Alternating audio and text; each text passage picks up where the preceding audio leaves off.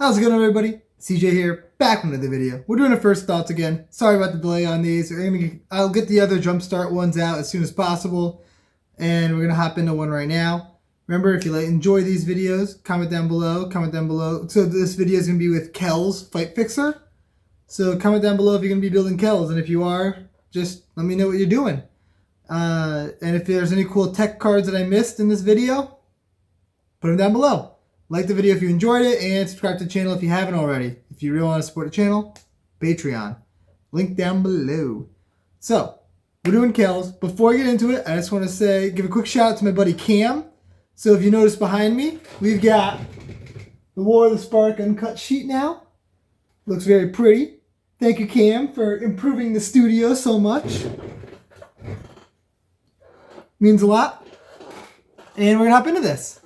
Kels Fight Fixer. So this is an interesting card. 4 mana for a 4/3. It's Dimir colors.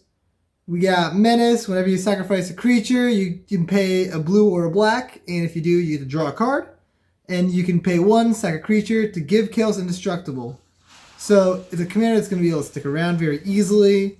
Just be like having the ability to have indestructible is huge. And it's a sacrifice outlet that also benefits you when you sacrifice by letting you draw cards. So I'm thinking like a Dimir Aristocrat style deck. I think that's probably the best way to build it with a good amount of reanimation in there. So I'm going to talk about some good Aristocrat cards to start. So we got stuff like Zulaport Cutthroat, Blood Artist, Sir Conrad, Bastion of Remembrance. All these are really great because they drain your opponents while keeping your life total nice and healthy. You got Liliana Standard Bearer, new card. You could just sack your whole board to her, play Liliana Standard Bearer, and draw a ton more cards. Like you can do that in response to a board wipe or something like that, or after a board wipe because it's until end of turn. Stuff like Pitiless Plunderer. This card is nuts in the deck because the way you can stack the triggers, you'll have a creature die. Pitiless Plunderer triggers, giving you a treasure token. Tap that treasure to activate Kels, so that way you can draw a card. So every creature has the free mana to draw the card off of it attached to itself when Plunderer is in play. Similar cards are Pawn of Ulamog and Sifter of Skulls. Unfortunately, these only produce colorless mana, so they don't actually work towards that, but they do produce Eldrazi Scions, which you can then sack the Kels, or you can sack them themselves to generate mana and trigger Kels, which is not bad. We got stuff like Midnight Reaper, Harvester of Souls, Grim Horror Specs, Smothering Abomination, and Dark Prophecy. All these cards draw your cards whenever a creature you control dies or a creature dies. So auto includes, they just fit the theme of the deck. You're drawing cards when your creatures die, so why not just draw more cards when creatures die? And these ones don't cost mana. Seems pretty good. Then you get your Grave Pact effects, Dictative Erebos. All those should be in the deck. Fantastic cards, especially with Aristocrats. And Black Market, because you can produce a ton of extra mana that way. It will just feed into your card draw. And as you're drawing cards, you're also just generating more counters on Black Market, which is going to produce you more mana. And it all works very well together. So those are the key Aristocrat cards I want to talk about. Now I'm going to talk about some recursion-based stuff. You can put in cards like Reassembling Skeleton, which is Reassembling Skeleton actually should be in a different category. Forget I said that yet. Recursion. Phyrexian Reclamation, great card to be able to just return creatures to your hand. Victimize, sack something, which is on theme, to bring back 2 things. Seems pretty good.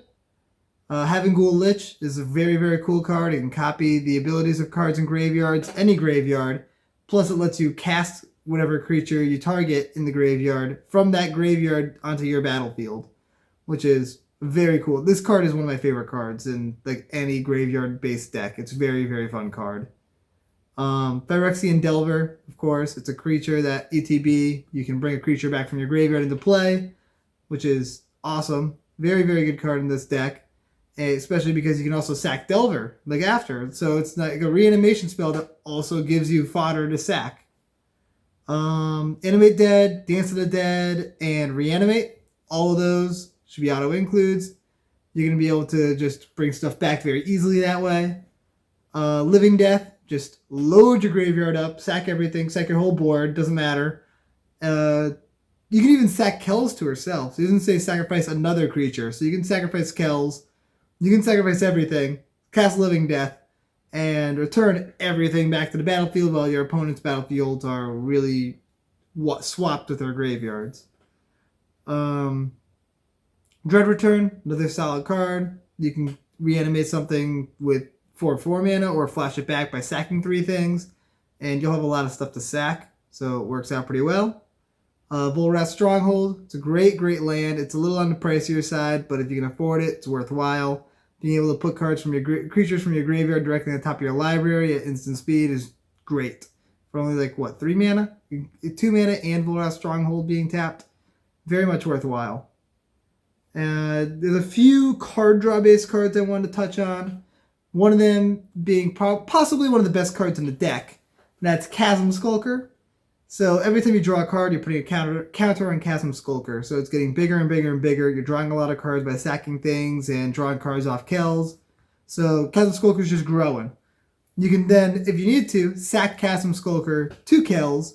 And for however many cards you've drawn since Chasm Skulker is in play, you're getting that many squid tokens. So you got a lot of, just produces a ton more stuff that you can sacrifice. So it's just very, very strong on both ends of the play pattern of this deck. You can do something similar with Toothy, because you're going to be drawing a lot of cards. So you can just throw a ton of counters on him. And yeah, that seems pretty solid too.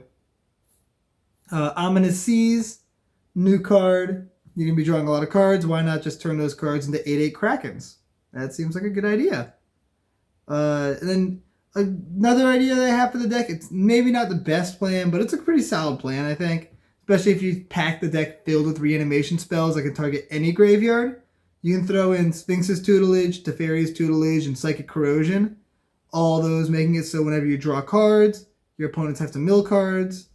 And that lets you just mill their deck a bit, and then you can pull cool stuff out of their graveyard using like Reanimate or using Animate Dead, anything like that, which I think is a very solid game plan. And all those cards still fit into the theme of the deck, so it works very well. Next, I want to talk about cards that are sackable. So creatures that are, or cards or creatures that are really good to put into the deck just to be able to kill. So this is where Reassembling Skeleton comes in. Reassembling Skeleton, Bloodghast, both those are awesome in the deck because they're very recurable, very easy cards to sacrifice and bring back.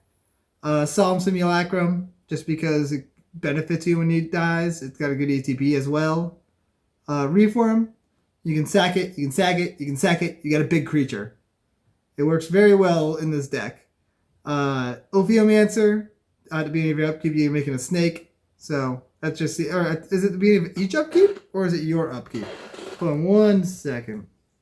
I think it's each upkeep. So around the table, you're making 4 snakes. So that gives you a lot of stuff to sack. This card is great in the deck. Should be an auto include. Grave Titan, another really, really good token creator. ETBs, creates 2. Whenever it attacks, it creates 2. So it gives you a lot of fodder while also being a 6/6 beater. And then Bitter Blossom and Dreadhorde Invasion. Both of these, at the beginning of your upkeep, they're going to ping you for 1 and then give you a nice 1/1 that you can then use to sacrifice. So those are all good cards that I think you should throw into the deck to sacrifice, to be able to easily trigger kills at a consistent rate. And just good card. They're beneficial cards to have. They're cards that very, very, very fit the theme that you're trying to do in this deck. The last thing I want to talk about is just a few cards that I think are very good in the deck. They don't really fall into any category, so I just kind of set them aside. You got stuff like Diabolic Intent. It's a good tutor, and it also involves sacrificing a creature, which fits the theme, so might as well. Damnation and Decree of Pain and any other board wipe that says Destroy. Seems very strong in this deck because of the fact that you can give Kels Indestructible. Phyrexian Tower, good sack outlet on a land that also produces extra mana. And Alhammer's Archive, because you're drawing a lot of cards. Why not draw double those many cards? Same thing with Teferi's, what is it called? Teferi something. The new one. Sorry, I need to look it up. Oh, I did not spell that right. I forgot the F. Teferi's Ageless Insight. That's also good to include because W a card draw. This seems good. It's always good to draw twice as many cards, isn't it? Always good. Might as well throw it in. And so yeah, that's what I got for Kels. If you guys like this video, are gonna build Kels, are gonna take anything that I mentioned in the video and use it in your own deck, let me know in the comment section down below. Love to hear that. Like the video if you enjoyed it. Subscribe to the channel if you haven't already. Check me out on Patreon if you want to support the channel.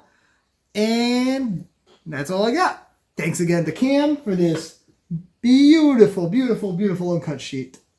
And we will see you guys next time. Peace out, everybody.